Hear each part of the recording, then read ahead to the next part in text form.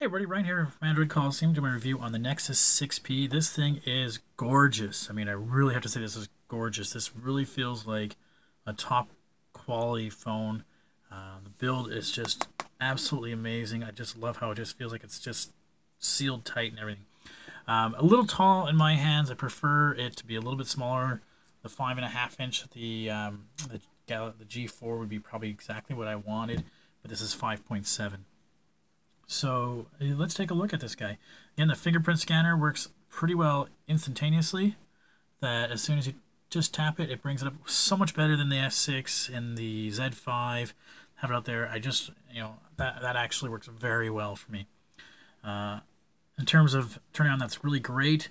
Except I wish you could turn it off that way. I could double tap it or something. Instead, you have the power buttons over here. And I'm never a big fan of having the power button and the volume controls in the same thing. Especially when you do screenshots, you have to do both that way, which is something that they're going to be doing with Google Now on tap, that you can do a screenshot. So that's going to be pretty cool. I still don't have the 6.0.1 update, but okay, let's take a look at what this phone actually does have. So 5.7-inch screen, Quad HD display. This is a Snapdragon 810 octa-core processor, 3 gigs of RAM. This is a 64 gig storage size, but you can also get it in 32 or 128. This has the new 1.5 micron pixel for the 12.3 megapixel camera. Has an 8 megapixel camera in the front. It is a 3450 milliamp hour battery, which is just lets it last and last and last and last and last. And this is Android 6.0. The other thing that's about this guy too is the fact that it also introduces a USB-C connector. So it comes with a USB-C connector to USB-C, but if you're computer or your laptop doesn't have USB-C, they also give you this tiny little short tether that you can then plug that into your computer and then charge your phone up. I have to bring this with me all the time because everything I have is for micro USB, so I have to bring this little extra cable around to plug into my charger, plug into my computer, charger, whatever I want to charge up. I have to use that because I don't foresee myself changing a lot of things on the computer or all those stuff down the road. So it does have the regular cable, the USB-C to USB-C, but it doesn't have, but if you want USB to USB-C, this is the only thing it comes with. Okay, so outside of that, I mean, it's a little bit of a pain, but it's what happens when you go new, right? I did find it weird that the settings for, let me see if I can find it, so display, sound, and notification, that the pulse notification light was turned off by default in Android.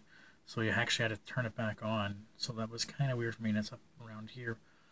Like I said, it feels a little bit tall.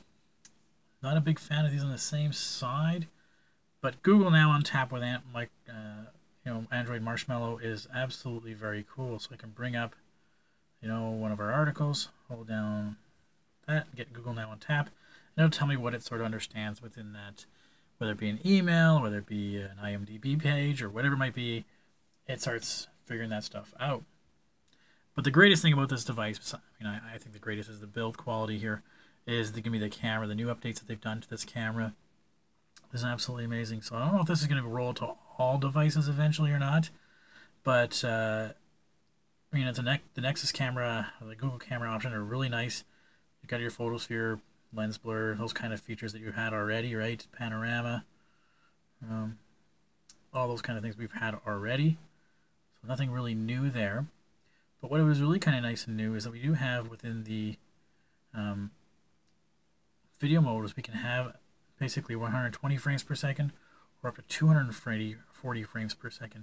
So really good quality for that kind of camera. So I can take this and just shoot a short little video.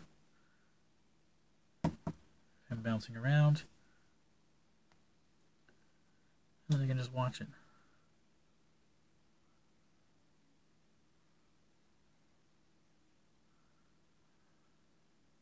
Little video. So you'll see, you can change where you want the slow motion to start.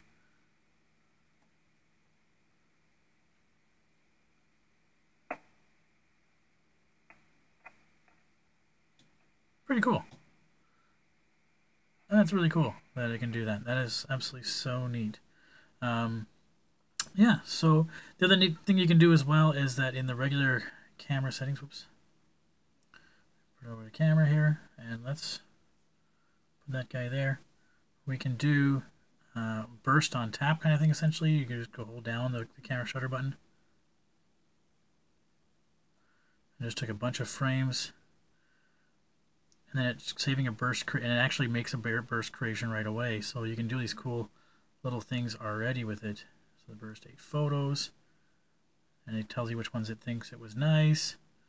Because there's a setting in here for the burst settings, do the smart burst, and auto generate creations from everything. So if you take a look at some of the photos, where am I? Let's go to my camera. So there's the animation. It does an animation, obviously, so they're not doing anything, but